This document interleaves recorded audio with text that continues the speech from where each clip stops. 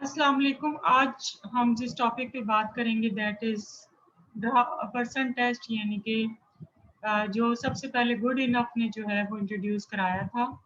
इसमें अगर हम बात करें तो बेसिकली ये पर्सनालिटी असेसमेंट और इंटेलिजेंस के असेसमेंट के लिए यूज़ किया जाता है। ठीक है, इसमें आपने कोई भी एक फिगर ड्रा करनी होती है। नॉर्मली जो है इसमें ह्यूमन फिगर को ड्रा करने को कहा जाता है और फिर उसकी स्कोरिंग की जाती है। इनिशियली जब गुड इनफ ने इस टेस्ट को इंट्रोड्यूस कराया तो इसका मतलब ये था कि स्टैनफोर्ड बीने को कंपेयर किया जाए एक ऐसी असेसमेंट से जो कि प्रोजेक्टिव टेक्निक हो। ठीक है, यानी कि उसके लिए जो है बेसिकली ड्रा पर्सन टेस्ट दिया गया। यहाँ पे जैसे फॉर एग्जांपल आपको 3 पिक्चर्स शो की गई हैं और फिर इनकी स्कोरिंग जो है वो शो की गई है। बेसिकली हाईएस्ट मार्क्स जो इसमें ऑब्टेन किए जा सकते हैं वो 71 है। ठीक है, अब अगर इसकी बात करें तो जो पहली फिगर हमने आपको दिखाई थी उसका रॉ स्कोर सिर्फ 7 है। ठीक है, और उसकी क्रोनोलॉजिकल एज 5 to 8 ईयर्स है और स्टैंडर्ड स्कोर इसका सिर्फ 73 है। जबकि दूसरा जो है वो वुमन है, उनका रॉ स्कोर 31 है, क्रोनोलॉजिकल एज 8 ईयर्स 8 मंथ्स है। ठीक है, और स्टैंडर्ड स्कोर जो इन्होंने हासिल किया है वो 103 है। तीसरा जो है वो एक मैन की ड्राइंग है, इसका रॉ स्कोर 66 है, क्रोनोलॉजिकल एज इसकी 12 ईयर्स 11 मंथ्स है और स्टैंडर्ड स्कोर इसका 134 है। यानी कि जो तीसरी पिक्चर है वो थोड़ी सी बेहतर बनाई गई है, उसकी स्कोरिंग थोड़ी सी बेहतर है। अब हमें आ जाते हैं कि इसको हम बेसिकली स्कोर कैसे करते हैं। Good enough first became interested in figure drawing when she wanted to a way to supplement the Stanford Binet intelligence test with a non-verbal measure.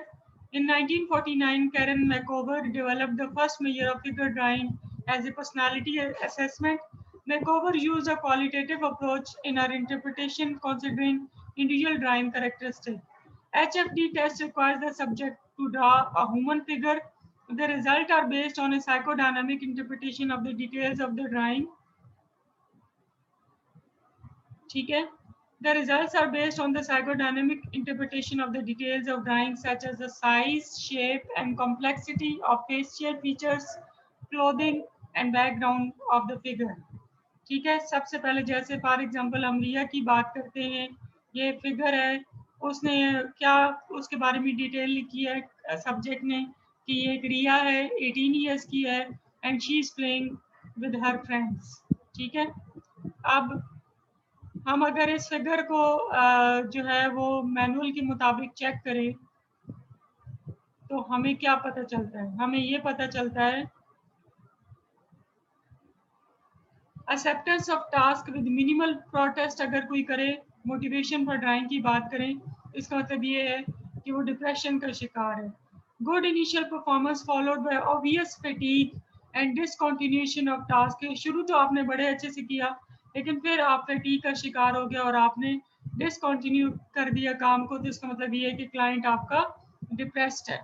Inability to complete drawing, marked paucity of details, तो इसका मतलब ये है कि आपका client जो है वो सिग्निफिकेंटली डिप्रेस्ड है।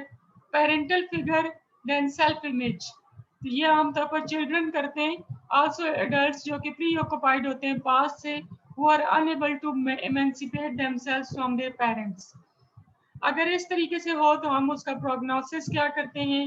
नॉर्मल सक्सेशन इन ड्राइंग हो तो absence of thought disorder, adequate reality contact, यानी कि पेशेंट ये जो पर्सन है वो ठीक है अगर उसने बगैर किसी प्रॉब्लम के नॉर्मली एक फिगर को ड्रॉ किया। Persistence in the drawing despite difficulty, तो इसका मतलब ये है कि फिर भी गुड प्रोग्नोसिस है। Obese patient draw slim figure, ठीक है, तो इसका मतलब ये है कि वो अपना जो अगर वो किसी चीज़ की ट्रीटमेंट ले रहा था तो वो सक्सेसफुल है, यानी कि अब उसके अंदर वो जो उस चीज़ के बारे में प्री ऑक्यूपेशन थी वो ख़त्म हो गई है। अब हम आ जाते हैं कि अगर कोई सिमेट्री पर जो है ना फोकस करता है तो उसका क्या मतलब होता है। अगर एक्सेसिव फोकस है सिमेट्री के ऊपर तो फिर बंदे की डिप्रेस स्टेट है, पैरानॉइड भी हो सकता है, या फिर इंटेलेक्चुअलाइजेशन हो सकती है कि बंदा इंटेलिजेंट है, या फिर ऑब्सेसिव कंपल्सिव हो सकता है। इनको रूल आउट करने के लिए हमें बाकी चीज़ें फिर देखनी पड़ती हैं। ऑफ बैलेंस फिगर अगर किसी ने बनाई है तो वो प्री शिज़ोफ्रेनिक पॉसिबिलिटी है।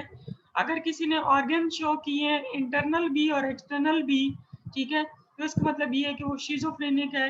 अगर किसी ने नकल को बहुत ज़्यादा एम्फसाइज किया है तो वो भी शिजोफ्रेनिया है। सेक्स ऑर्गन बहुत ज़्यादा शो किए गए हैं तो वो भी शिजोफ्रेनिया है। Detailing, over symmetrical drawing, reworking with addition of excessive details, तो इसका मतलब ये है कि इंडिविजुअल कंपल्सिव है।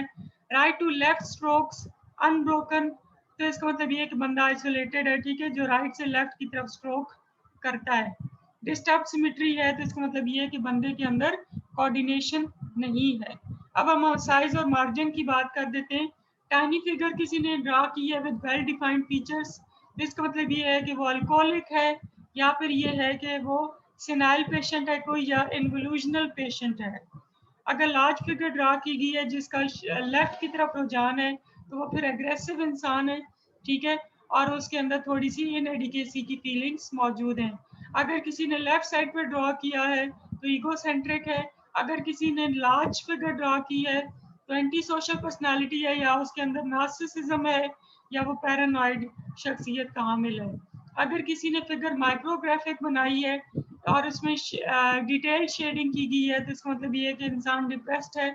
अगर उसने लो ऑन पेज ड्राइंग की है तो वो डिप्रेशन का शिकार है। अगर मार्जिन पे बनाई गई है तो वो बहुत ज़्यादा डिपेंडेंट है अपने पेरेंट्स पे या किसी सिग्निफिकेंट अदर पे। अगर किसी ने लार्ज सेंटर्ड फिगर बनाई है तो हो सकता है कि वो पैरानॉइड ग्रैंडियोसिटी का शिकार हो या मैनिक टेंडेंसी का शिकार हो। फीचर प्रिमिटिव यानी टाइनी फिगर किसी ने बनाई है तो रिग्रेस शिज़ोफ्रेनिया भी हो सकता है। ड्राइंग दैट फिल्स द पेज यानी पूरे पेज के ऊपर फिगर है तो कंपेंसेटरी फैंटेसी है या एग्रेंडाइजमेंट है, इंसान जो है वो अजमत का शिकार है। अगर साइज में फिगर जो है वो मैनिसिकुअल टाइप है तो कॉन्स्ट्रिक्शन है। अगर length of stroke movement increase करती है तो इनहिबिशन है। अगर लॉन्ग फिगर बनाई गई है तो रिग्रेशन है। अपर लेफ्ट हैंड कॉर्नर पे बनाई गई है तो भी रिग्रेशन है। टाइनी ड्राइंग बनाई गई है तो विड्रॉल है, ये इमोशनल डिपेंडेंस है। डिक्रीज साइज ऑफ फिगर है more common in man over 30 and woman over 40, तो इसका मतलब ये है कि इसमें एज फिगर है, एज फैक्टर है, ठीक है। पीनट मैन अगर किसी ने बनाया है तो एग्जिबिशनिज्म है। Stick figure in subject capable और मोर एडवांस ड्राइंग है तो एग्जिबिशनिज्म है, उसको शो ऑफ करने का शौक है। Figure too large for page है तो एस्पायरेशन एक्सीड्स अपॉर्चुनिस्ट है, यानी कि मौके से फायदा उठाने वाले वह है। Environment viewed as excessively constraining, के माहौल को वो महसूस करते हैं कि वो उनके लिए मतलब रुकावटों का बायस है। स्मॉल फीचर्स बनाए गए हैं तो इसका मतलब ये है कि बंदा उस वक्त एंजाइटी का शिकार है। अगर कोई लाइंस के ऊपर बहुत ज़्यादा प्रेशर डालता है, स्ट्रोक्स के ऊपर हैवी प्रेशर डालता है तो एंटी सोशल पर्सनालिटी है, या उस वक्त एपिलेप्टिक भी उसको हो सकता है, ऑर्गेनिसिटी भी हो सकती है, या अग्रेसिव टेंडेंसी भी हो सकती है। अगर कोई सर्कुलर स्ट्रोक्स बहुत ज़्यादा बनाता है तो उसके अंदर डिपेंडेंसी है। अगर कोई शॉर्ट स्ट्रोक्स बनाता है तो उसके अंदर इम्पल्सिविटी है, एंजाइटी है। अगर मिड लाइन के ऊपर बहुत ज़्यादा एम्फसाइज करता है तो डिपेंडेंसी है, शीजॉइड है, कन्वर्जन है, या सोमैटिक प्रीऑक्यूपेशन है। अगर वेरिड प्रेशर बनाता है, ठीक है, कि कभी बहुत ज़्यादा प्रेशर कभी कम है, तो उसका मतलब ये है कि उस वक्त इंसान इमोशनली इंस्टेबिलिटी का शिकार है, या इम्पल्सिव है, या डीपली डिप्रेस्ड है, या एंजाइटी का शिकार है, या उसके अंदर डिप्रेशन साइक्लोथिमिक है कि कभी डिप्रेस हो जाता है, कभी ठीक हो जाता है, कभी डिप्रेस हो जाता है, कभी ठीक हो जाता है, और ये काफ़ी अरसे से चीज़ चल रही है। Body emphasised, body line reinforced, तो इसका मतलब ये है कि बंदा ईगोसेंट्रिक है, शीजॉइड है, आइसोलेशन का शिकार है, डीपर्सनलाइजेशन का शिकार है, या उसको किसी किस्म का खौफ है।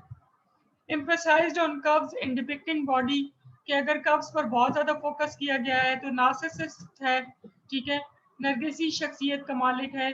Features over emphasised, inadequacy with compensatory fantasy, जो बंदे की ना मतलब कंपनसेट करने के लिए जो फैंटेसी होती है उसके ऊपर जो है वो फोकस है। वेरी फेंट लाइंस हैं तो इनएडिकेट या शिज़ोफ्रेनिक हो सकता है। जॉइंट्स के ऊपर बहुत ज़्यादा एम्फसाइज किया गया है, शिज़ोइड हो सकता है, या विड्राउन शिज़ोफ्रेनिया हो सकता है। अगर फेंट लाइंस बनाई गई हैं तो लो एनर्जी का इसका मतलब है कि बंदे में एनर्जी की कमी है, एप्रीहेंसिव न्यूरोसिस है, डिप्रेशन है, कैटाटोनिक है, या क्रॉनिक शिज़ोफ्रेनिया है, ठीक है। प्रेशर ऑफ लाइन स्ट्रोक्स हैं तो बॉडी लाइंस अगर हैवी बनाई गई हैं तो एप्रीहेंसिव न्यूरोटिक है। प्रेशर वेरिएशन है तो न्यूरोटिक डिप्रेशन है। इरेजर्स बहुत ज़्यादा यूज़ किए गए हैं तो न्यूरोटिक टेंडेंसी है, ठीक है, पॉसिबिलिटी है, ठीक है। हैवी थिक लाइंस यूज़ की गई हैं तो डीपर्सनलाइजेशन का फियर है, ठीक है। डिम बॉडी लाइन या नो बॉडी बनाई गई है तो कंपनसेटरी डिफेंसेस बहुत ज़्यादा एक्टिव है। लाइट लाइन प्रेशर है तो कंस्ट्रक्शन है। अगर मई मेट लाइन या स्ट्रिक्ट फ्रेम के साथ बनाई गई है, इंसान को परफेक्शनिज्म का शौक है या वो एग्जिबिशनिस्ट है, उसको शो ऑफ की आदत है। री इन्फोर्स लाइन्स बनाई गई हैं particularly with reference to areas reinforced हैं, तो इसका मतलब ये है कि इंसान रिप्रेस्ड है, ये एंजाइटी का शिकार है। शेडिंग इन सेक्शुअल एरिया बहुत ज़्यादा किया गया है तो anxiety related to sexual function है। हॉरिजेंटल स्ट्रोक्स हैं, राउंडेड लाइन्स हैं तो फेमिनिस्ट टेंडेंसीज हैं। सर्कुलर स्ट्रोक्स हैं, ट्रंक राउंडेड है तो फेमिनिस्ट टेंडेंसीज हैं। ब्रोकन लाइन है तो एंजाइटी है। Combination of heavy and firm lines है तो असर्टिवनेस का इसका मतलब है। फेशियल एक्सप्रेशन सेल्फ एक्यूपाइड अगर हैं तो शिजॉइड है। मास्क लाइन फीचर्स हैं तो कॉशियस है। फीलिंग ऑफ बॉडी डिसऑर्गेनाइजेशन है बंदे के अंदर। अगर फेशियल एक्सप्रेशन पर बहुत ज़्यादा जोर दिया गया है तो प्रिवेलिंग एटीट्यूड एंड मूड है। Continue confusion of full face and profile है तो यानी कि forehead, nose, full face, eyes and mouth, ठीक है, ये अगर नहीं बनाई गई हैं तो फिर schizophrenia, mental retardation, mental defective या प्रिमिटिव कल्चरल ओरिजिन वजह हो सकती है। फिगर डिफेक्टेड इन मोशन, मतलब फिगर हरकत कर रही है, ठीक है, तो इसका मतलब ये है कि फैंटेसी एक्टिविटी बंदे के दिमाग में चल रही है। अगर सीटेड फिगर है कि बंदे ने बैठे हुए दिखाया तो इनिबिशन है, ठीक है, सब्जेक्ट इनिबिटेड है। डिम फीचर्स किसी ने बनाए और हेड के ऊपर बहुत ज़्यादा फोकस किया गया है तो विड्रॉल है। फुल फेस फिगर बनाई गई है तो एग्जिबिशनिज्म का शिकार है। कार्टून फिगर बनाई गई है, ठीक है, तो फिर एडोलिसेंट है जो कि फीलिंग ऑफ इनएडिकेसी या रिजेक्शन का शिकार है। पपेट बनाया गया तो कंप्लाइंस, ठीक है। बिलो मिड पॉइंट ड्राइंग बनाई गई है तो डिप्रेस्ड मूड है। एज ऑफ फिगर अगर यंगर देन द सब्जेक्ट है तो इमेच्योरिटी है। Older than the subject age है तो identification with the parents of the same sex है, ठीक है। तो कोशिश करनी चाहिए कि उसी एज का बनाएं जिसका आप हैं। जैसे फॉर एग्जांपल ये अहमद ने एक ड्रा की है, ठीक है, और उसने कहा है कि ये 4 मंथ का बेबी है जो कि स्माइल कर रहा है। अब हम प्रोपोर्शन पे आ जाते हैं। अगर गन, ड्रैगर या नाइफ शो किया गया है पिक्चर में तो डिलिक्वेंट टेंडेंसी यानी एग्रेसिवनेस की वजह हो सकती है। अगर कैन ड्रा किया गया है तो इम्पोटेंसी, रेजिस्टेंस, सेक्सुअल डिक्लाइन वजह हो सकती है। अगर सिगरेट या पाइप बिटवीन लिप्स है तो सोफिस्टिकेटेड इंसान हो सकता है या ओरल एरोटिसिज्म का शिकार हो सकता है। अगर किसी ने गन शो की है तो अग्रेसिव टेंडेंसीज हैं। अगर sitting on edge of chair है तो desire to escape from the situation है। अगर योजो तो इसका मतलब ये है कि फिक्सेशन है किसी किस्म की इंसान के अंदर। अब ये किसी ने कैप्टन जैन है, ठीक है, उसकी फिगर बनाई है जो कि 24 साल का है और सिक्योरिटी ड्यूटी पर मामूर है, ठीक है, उसकी ये फिगर बनाई गई है, ठीक है। अगर gender of figure same sex figure है लेकिन न्यूड और केयरफुली रेंडर्ड है तो इसका मतलब ये है कि वो बॉडी नार्सिसिज्म का शिकार है, ईगोसेंट्रिक है और इमेच्योरिटी है बंदे के अंदर।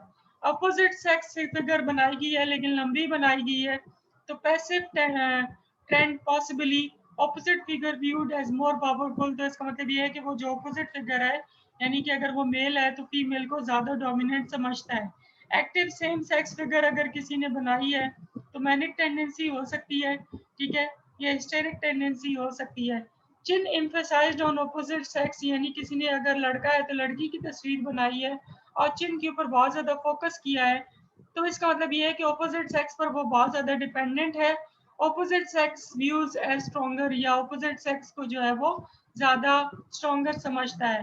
Head emphasized on opposite sex अगर लड़का है उसने लड़की की तस्वीर बनाई है और उस पर हेड पे बहुत ज़्यादा फोकस किया है तो इसका मतलब ये है कि वो ऑपोजिट सेक्स को वो स्मार्टर समझता है या फिर ये है कि वो समझता है कि उनकी सोशल अथॉरिटी फीमेल से ज़्यादा है। आर्म्स ओमिटेड और shorter arms on opposite sex कि आपने मतलब लड़का है उसने लड़की की तस्वीर बनाई है, या लड़की है उसने लड़के की तस्वीर बनाई है, तो आर्म्स को वो बिल्कुल ओमिट कर देता है। तो फिर इसका मतलब ये है कि रिजेक्शन बाय मैटरनल और parental figure of opposite sex के, अगर वो लड़का है तो हो सकता है कि उसको अम्मी ने रिजेक्ट कर दिया हो या उसको उस तरीके से तवज्जो ना दी हो, और अगर वो लड़की है तो हो सकता है कि उसको मदर लड़के फादर ने, लड़की है तो तवज्जो ना दी हो। Mouth omitted in female figure, इसका मतलब ये है कि स्कॉल्डिंग, उसकी माँ जो है वो बहुत ज़्यादा उसको लान तान या डांट डपट या इस तरह का कोई करती हो। Drawing opposite sex figure first, यानी कि अगर आप लड़का है और पहले लड़की की तस्वीर बनाते हैं, तो इसका मतलब ये है कि स्ट्रॉन्ग अटैचमेंट टू और डिपेंडेंसी ऑन पेरेंट और पर्सन ऑफ ऑपोजिट सेक्स, तो अगर वो लड़का है तो लड़की या फिर अपनी मदर पर बहुत ज़्यादा डिपेंडेंट है। ठीक है, फिर जेंडर ऑफ फिगर के कौन सी फिगर बनाई गई है, एम्फेसिस ऑन फीमेल कैरेक्टरिस्टिक, अगर बहुत ज़्यादा फीमेल कैरेक्टरिस्टिक के ऊपर बनाई है और सब्जेक्ट भी फीमेल है। ठीक है, तो इसका मतलब ये है कि aggressive use of sexual characteristics, ठीक है, more extensive sex experience you too, ठीक है, या अनसेटिस्फाइंग एरोटिक एक्सपीरियंस, ठीक है, मैं इसको ज़्यादा डिटेल में नहीं बयान कर सकती, सेल्फ एक्सप्लेनेटरी है।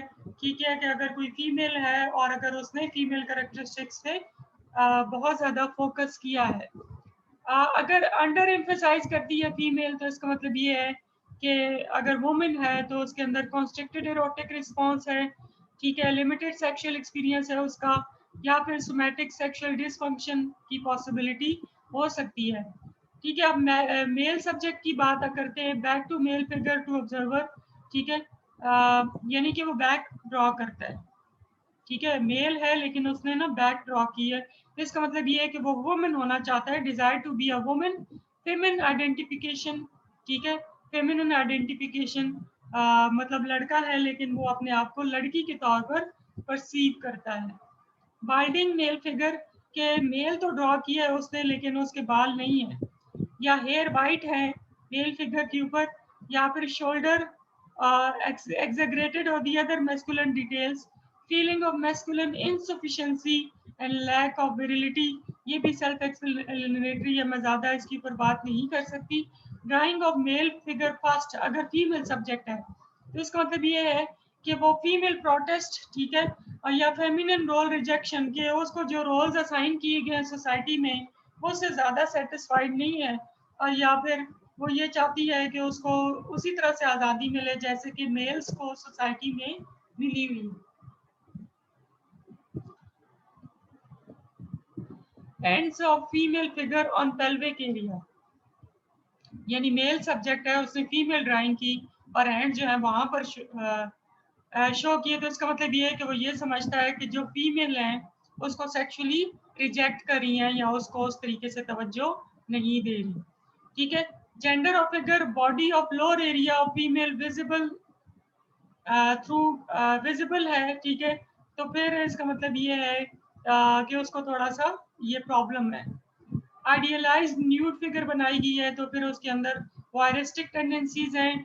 टाइनी सेम सेक्स फिगर बनाई गई है तो फिर उसका मतलब ये है conception of self age dependent, helpless या इनसिग्निफिकेंट, ठीक है, आर्म्स लंबे बनाए गए हैं एंड प्रोमिनेंट बनाए गए हैं फीमेल फिगर पर, सब्जेक्ट मेल है, तो इसका मतलब ये है कि वो चाहता है कि प्रोटेक्टिव मैटरनल फिगर हो, ठीक है, कि उसकी माँ उसको जो है ना बहुत ज़्यादा प्रोटेक्टिव रखे। फुट ऑफ मेल एम्फेसाइज्ड, तो इसका मतलब ये जो है वो थोड़ा सा डेंजरस है। ठीक है, तो अब हम आ जाते हैं, जैसे फॉर एग्जांपल एक और ड्राइंग आपको दिखाती हूँ, ये उन्होंने लिखा है कि ये नैना है, ये 23 साल की है और जस्ट उसने पोज किया है। ठीक है, आपको क्या लगता है ये इस फिगर में क्या सही है क्या गलत है? ये जो फिगर है नैना है, 23 साल की है और जस्ट पोस्टर बनाया गया है। ठीक है, अब हम आ जाते हैं पोस्टर पे कि पोस्टर कैसा है फिगर का।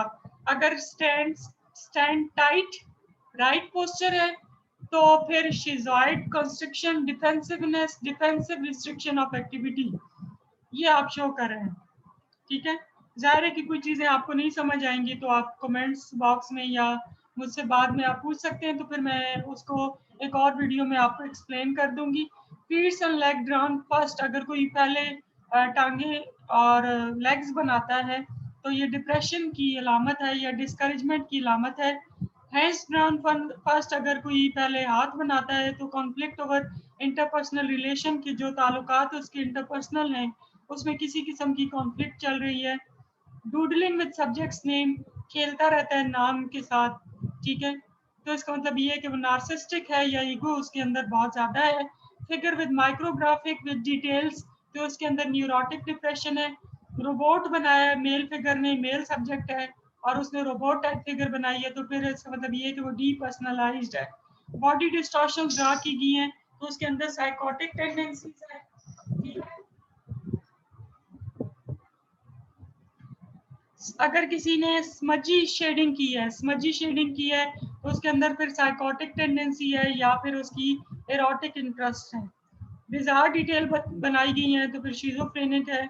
कभी भी जब आपने इंटेलिजेंस टेस्ट देना हो तो बिजार डिटेल्स ना बनाए, ठीक है। ऑर्गन शो किए गए बहुत ज़्यादा, सोमैटिक डिल्यूजन हो सकता है। Change Change of details in drawing. Change is defense against spontaneous reaction to situation as symbolized by detail first depicted.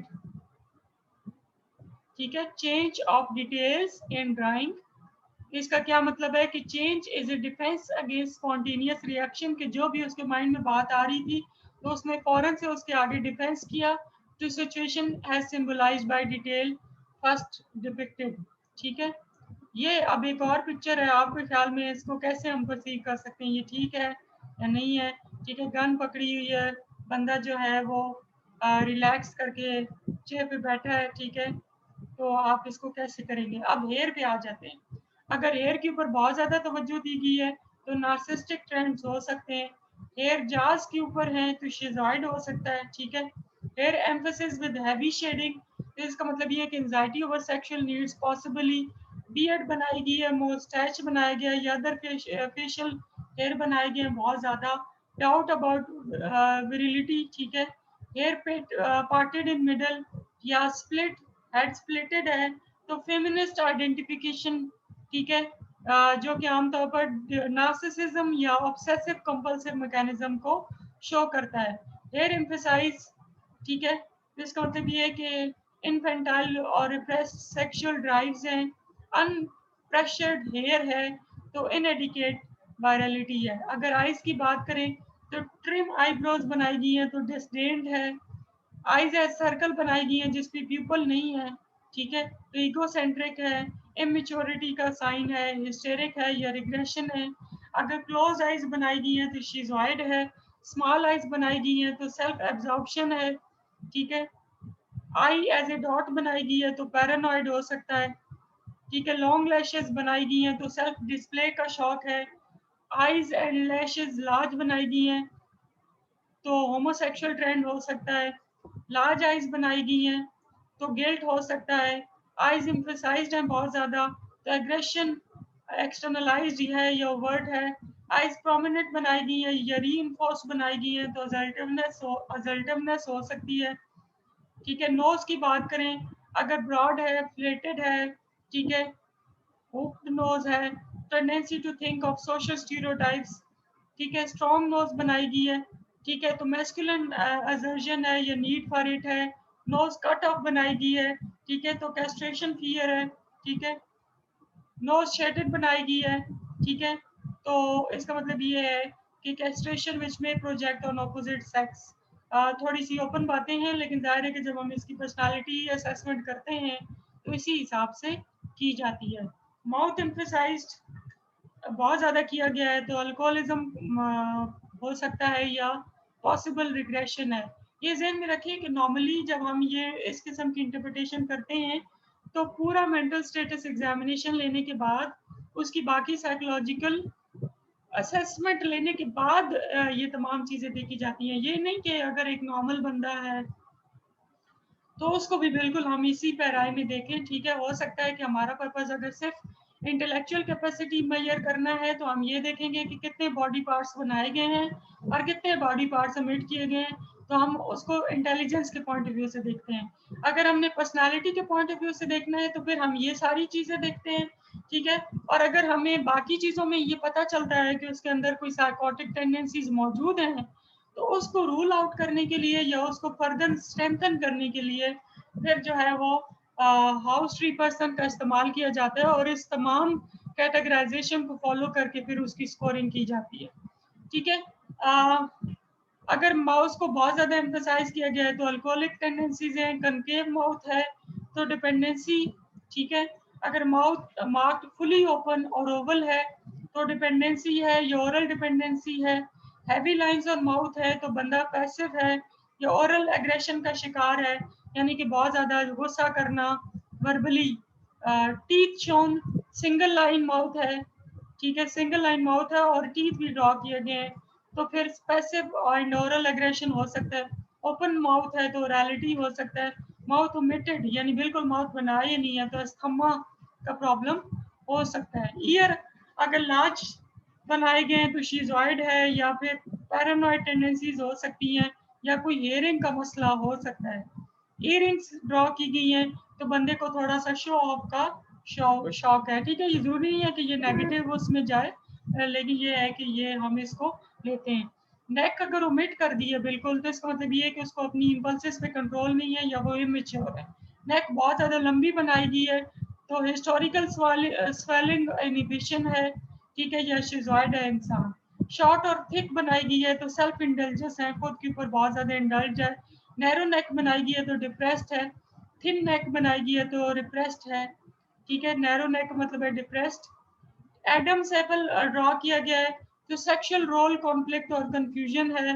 Neck excessively large बनाई गई है तो अवेयरनेस ऑफ फिजिकल इम्पल्सेस, ठीक है, उसको अपनी फिजिकल इम्पल्सेस का पता है और वो कोशिश करता है उनको कंट्रोल करने की। चिन एग्जैगरेट की गई है तो कंपनसेशन विद फेल्ट गिल्ट, कि अगर उसके अंदर कोई गिल्ट है तो उसको वो कंपनसेट करने की कोशिश कर रहा है।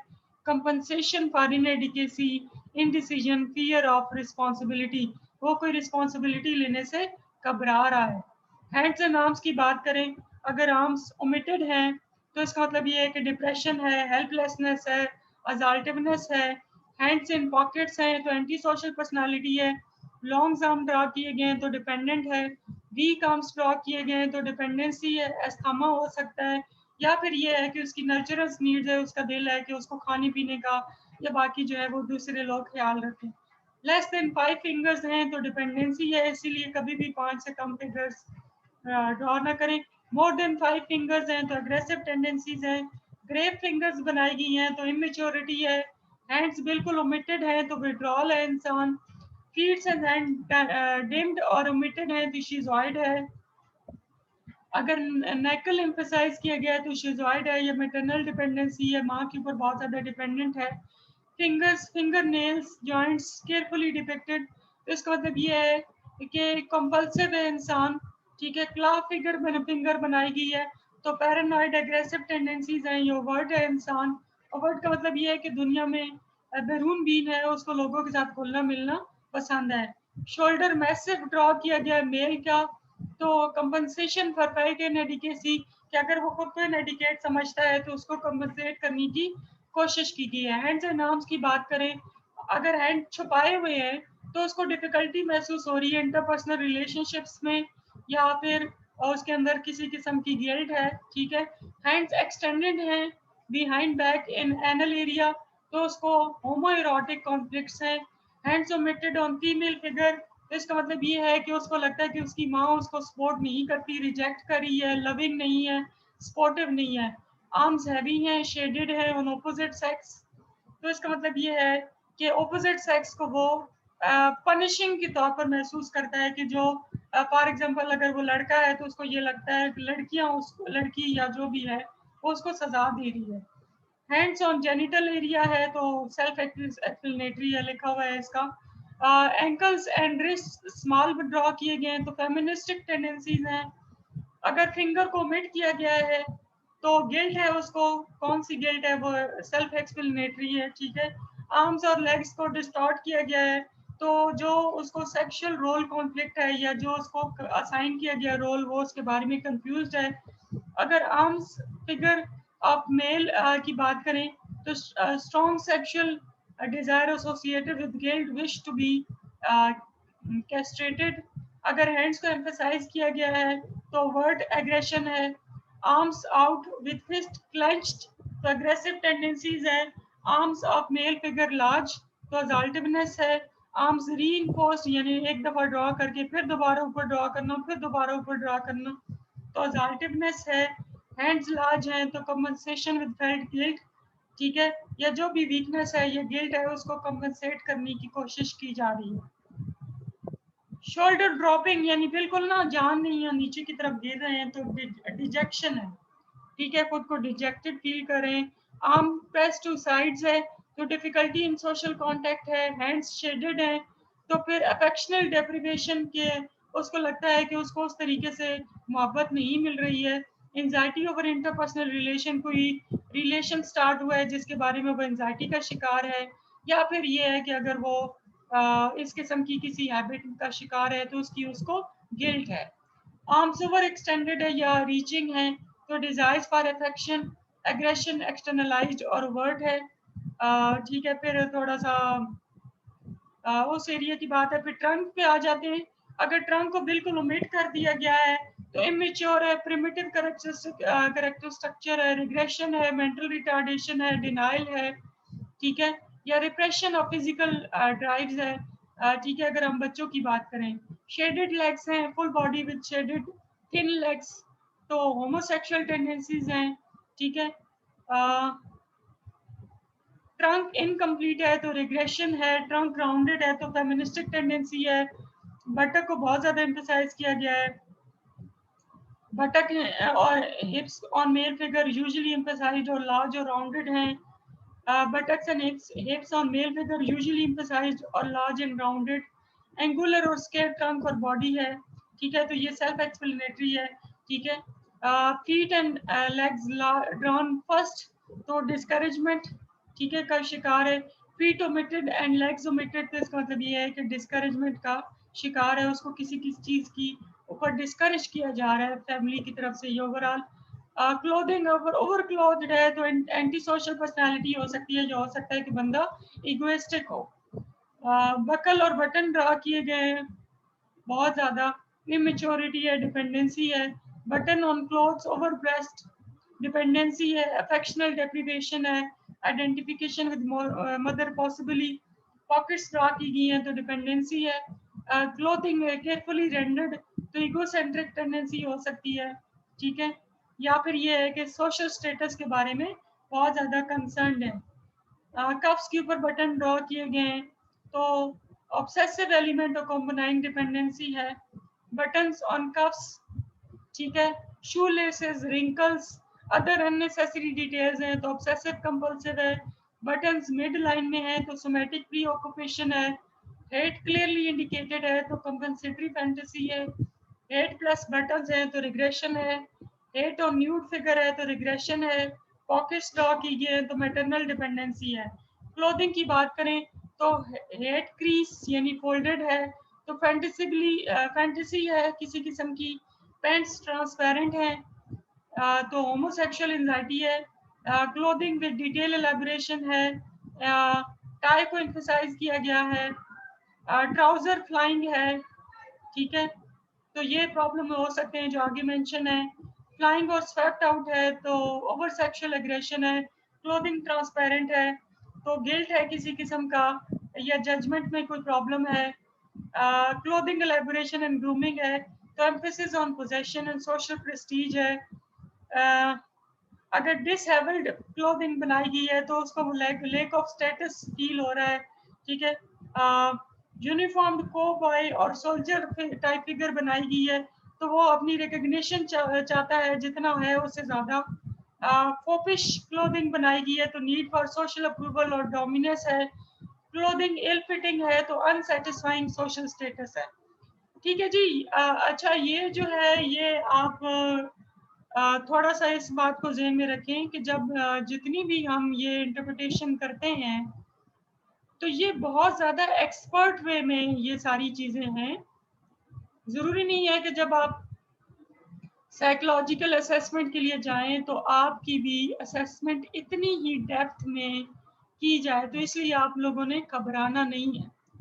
ये जस्ट आप लोगों को थोड़ा सा ह्यूमन फिगर ड्राइंग टेस्ट के बारे में ओवरऑल एक आइडिया देने के लिए, ठीक है, फॉर साइकोलॉजिस्ट, फॉर ओवरऑल जो साइकोलॉजी स्टूडेंट्स हैं या ये जितने भी मतलब जो कि क्लिनिकल शोबे से ताल्लुक़ रखते हैं, उनके लिए ये वीडियो है, ठीक है। जब भी आप साइकोलॉजिकल असेसमेंट करें तो आपको ये सारी चीज़ें पता होनी चाहिए।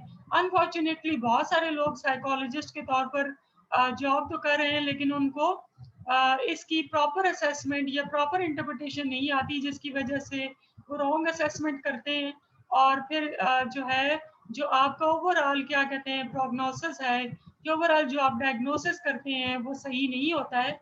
और इसी तरीके से जो लोग ISSB या बाकी शोबों में ताल्लुक़ रखते हैं, हमारे साइकोलॉजिस्ट, उनको भी जब इस चीज़ की इंटरप्रिटेशन करनी चाहिए, तो इन तमाम पॉइंट ऑफ व्यूज़ को ज़हन में रखें, ठीक है। लेकिन ये बात ज़हन में रखें कि जब आप इसकी इंटरप्रिटेशन करें, तो इंटेलिजेंस टेस्ट को भी ज़हन में रखें। ठीक है, आपने जो पर्सनालिटी असेसमेंट के लिए रोटर इनकम्प्लीट सेंटेंस ब्लैंक या बाकी कोई पर्सनालिटी असेसमेंट का टूल यूज़ किया है, उसको भी ज़हन में रखें। अगर कोई आपने इनिशियल इंटरव्यू लिया है, तो उसको भी ज़हन में रखें, ठीक है। उसकी बिना पर जो है ना, आपने इसके, क्योंकि ये जो बेसिकली टेस्ट है, ये वैलिडेट करने के लिए है, ठीक है। आप इसकी बेस पे टोटली किसी की पर्सनालिटी को जो है ना, स्पेशली जब आप ISSB में या किसी की साइकोलॉजिकल असेसमेंट में, जैसे पंजाब पब्लिक सर्विस कमीशन है, फेडरल पब्लिक सर्विस कमीशन है, या KPK में या सिंध पब्लिक सर्विस कमीशन है, या NTS में, अगर आप किसी किस्म की कोई कर रहे हैं, तो उसमें ये ज़हन में रखें कि आपने बाकी तमाम चीज़ें भी ज़हन में रखनी है, उस हिसाब से इन चीज़ों को देखना है, ठीक है जी। होपफुली कि आपको ये वीडियो बहुत ज़्यादा पसंद आई होगी।